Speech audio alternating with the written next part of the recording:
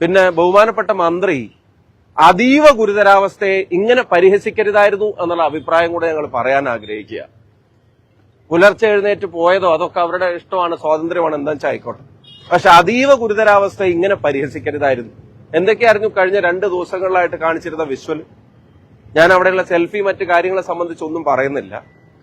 ചുരുക്കം ഇതാണ്, CPM-ന്റെ തിരക്കഥയിൽ മന്ത്രിയും പോലീസും ഉൾപ്പെടെയുള്ള ആളുകൾ അതിലെ കഥാപാത്രങ്ങളാവുന്നു.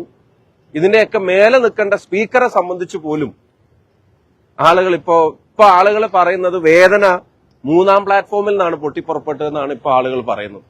അങ്ങോട്ടേക്ക് പോകുമ്പോഴോ അവിടെ നിൽക്കുമ്പോഴോ ഇതിനോട് പ്രതികരിക്കുമ്പോഴോ ഒന്നും ഇല്ലാതിരുന്നത് അവിടെ എത്തിയ ശേഷം ഉണ്ടായെന്നാണ് ആളുകൾ പറയുന്നത്. എന്തോ ആവട്ടെ, ഇതിന് ഈ കേസുകൾ പിൻവലിക്കണം. വധശ്രമത്തിന് കേസെടുക്കാൻ മാത്രം ഒരു തെറ്റും ഈ ചെറുപ്പക്കാർ ചെയ്തിട്ടില്ല. അത് കേരളത്തിന് മൊത്തം ബോധ്യമുള്ളതാണ്.